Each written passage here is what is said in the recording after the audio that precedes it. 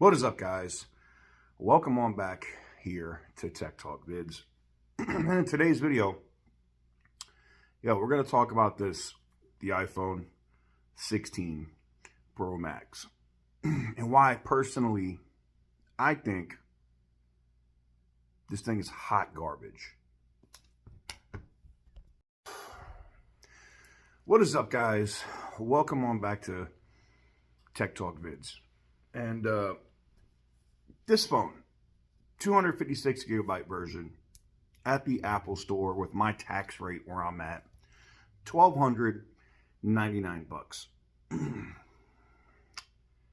Now, my videos, videos I've done recently, or I did a comparison between an old Galaxy S22 and the iPhone 16 Pro Max, and shocker, people picked the video from the Galaxy S22. We did photos, and I did photos between a Motorola G Stylus 2024 and the iPhone 16 Pro Max. And people picked the photos from the Motorola.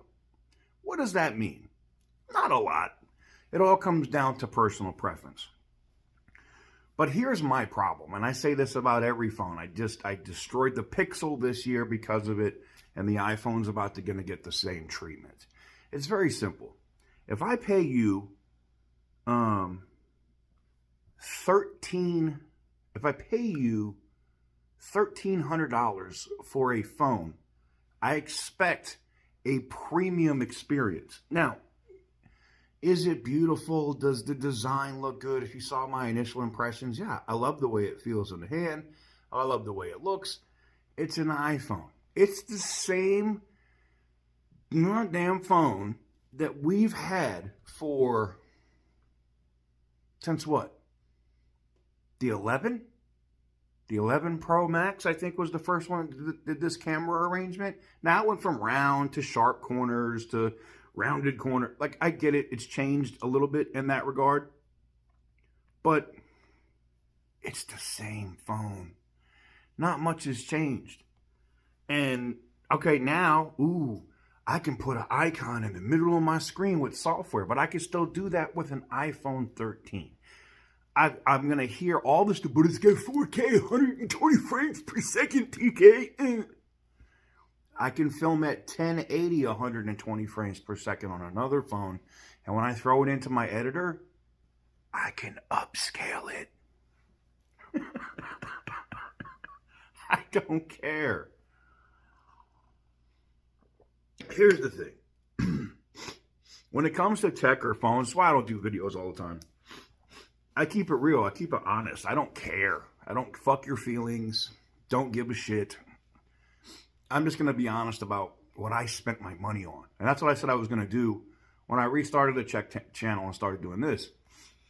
And look, for social media stuff, and this is why my homeboy, Tech702, you can go check out his channel.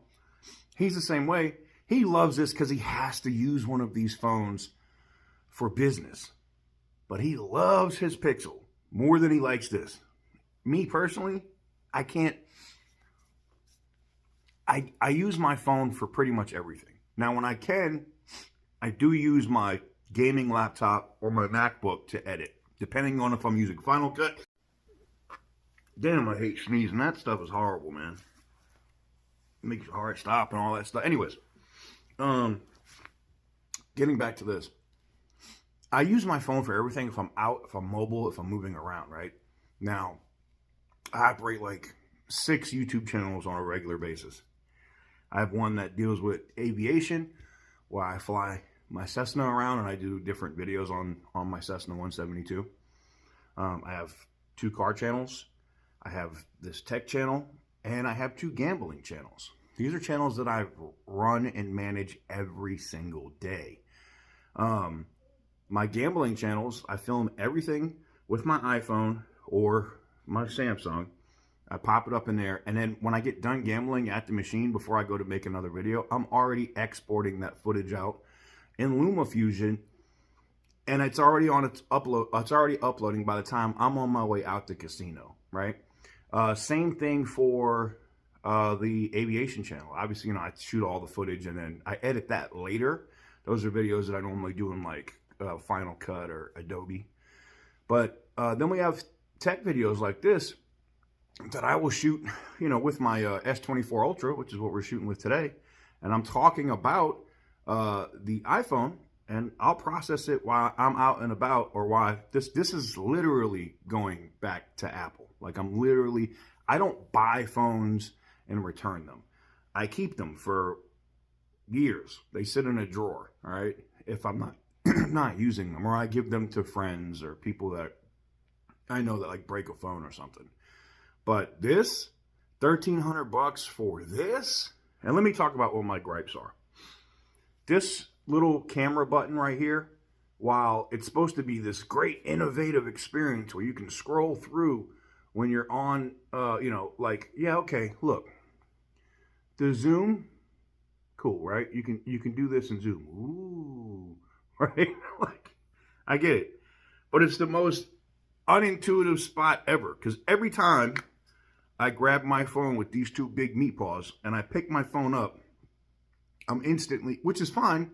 I like that it instantly goes into the camera, but it does it when it's in my pocket, all different kinds. It's just, I feel like Apple just did it just so they can say that this phone is different. Remember I said it's been like the same damn phone since the iPhone 11, right? 11, 12, 13, 14, 15. We're 6 years in on the same design. Samsung isn't even that bad. Samsung is not even that bad. Yes, they've had the 22, the 23, and the 24 have looked pretty much the same. The 22 is more rounded, 23 less so, 24 boxy. We'll see what the 25 is. But phone manufacturers, man, please do something different. Be innovative. Change some shit up, man. Apple is seeing it in the sales too, right? Oh, love this case, by the way. If you want one of these, again, shout out to Tech702. He's the one that put me onto this case. It's called Fire Nova, the Fire Nova case. Nice on the inside, whatever. It's like the same silicone case, except it does really good with covering your camera sensor, which I really like. I think all cases should do this. Carl. Carl's going to see this video and be like, what, TK, Carl? If you don't know who Carl is, he has a few different case manufacturing companies where he makes aramid cases and carbon fiber cases, and the company's called Thinborn. You can go check them out. They're dope. But this phone right here, for what you're getting for $1,299, and this is like, there's no script. I'm just telling you my personal opinions on this. Sucks. It freezes. I do get glitches like crazy, and iOS has been doing that long since Steve Jobs has been gone, right? Since Tim Cook has come into power as CEO at Apple, the quality of the software has consistently gone down. Even Apple people admit this. Now that we have RCS on iPhones, and I have blue bubbles on my Android, so I still have iMessage and RCS on my Android. I can message anybody on an iPhone. I don't need an iPhone. One of the biggest things that was awesome about the iPhone was the processing power and how fast it'll export a video. Now, I'll give you an example. I shot a video yesterday, and this is LumaFusion, right? I'm in LumaFusion. I'm doing my thing, right? One of the things that sucks about this, now on my Android phones, like my Galaxies, I never have this problem. I can shoot in portrait video mode, cinematic mode, and open a video project. I'll open a video project to give you an example. We'll go to Photos, and I'll import something in. One of the things that I've noticed is anytime you import footage, and I'll just give you an example. We'll just take a quick clip here, and I'll show you what I mean. So we'll go to cinematic video. You can see I got the cinematic video up. And we're just shooting a very quick test video here so we can show what happens when we throw iPhone cinematic video into an editor. All right, so I took a cinematic clip. I'll go over here. Now I know you're going to say it's software, TK. It's not the iPhone's fault. Stop picking on the iPhone. Boo! I'm going to put this in, and it does this. You see how it goes yellow? It has to download the footage. Now, that was quick because it was a 10-second clip. But when you're shooting a 6 or 8 minute video or 10-minute video, it can take 30 minutes to an hour for that to become a video that I can even edit, move around, do whatever with, right? Not worth it. My dude Tech702 will tell you the same thing. He uses his iPad to edit, also on Luma, and it takes forever for that cinematic footage to go from airdrop from the iPhone to the iPad. It is not efficient. If you're a person like me and does use mobile to run YouTube channels, oh, and before you say, oh, anybody that runs a YouTube channel on mobile doesn't make any money. Yeah, this is one of several channels, okay? One of several, and I average about 10 grand a month on my channels. So, I must be doing something right. That said, am I completely hating on it? No. If you're a normal, everyday iPhone user, you're probably going to like this phone. The screen is a little bigger because they got rid of the bezels, right? You still have the dynamic dumbass island. You know, it's really great for social media apps. But here's the one thing I've noticed. Twitter has X has way more features on Android. I have more features on Snapchat on Android. And even Instagram, some of the stuff I can do on Instagram is such a better experience now on Android than it is on iPhone. Go figure. But if you just want like social media stuff to work, I mean, yeah, it's great. I can go into my YouTube studio.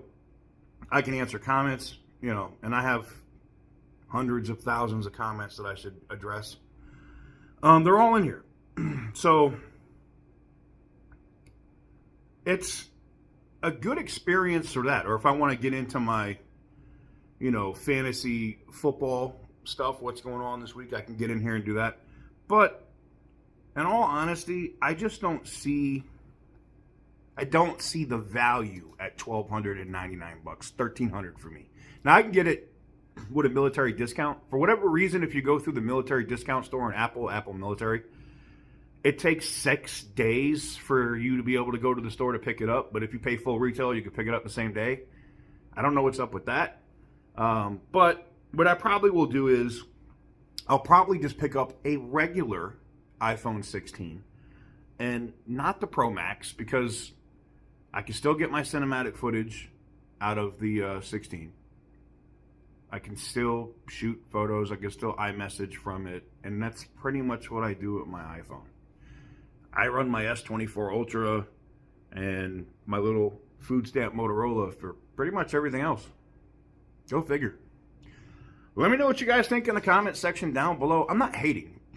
And before you hate on Apple, I buy every iPhone that's been out every year since the beginning. So kiss my ass. I'm just giving you an honest opinion. Didn't work for me. It's not worth $1,300 for me. It's not. It's really not. You know what I could do with that $1,300. For you guys that have been around for a long time,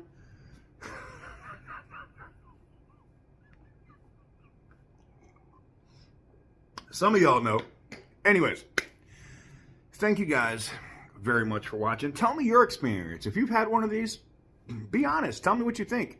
Are you happy that you paid $1,300? Most of you bought it from your carrier, guaranteed. Most of you didn't go into the Apple store and pay $1,300 for that phone. In that case, it probably doesn't suck as bad. You know, if I wanted to get on Boost Mobile or something and they wanted to give me one for a penny, maybe. But I don't. Let me know what you guys think in the comment section down below. Give the video a big thumbs up if you like what I do. Hit the subscribe button if you haven't already. And as always, stay petty, my friends.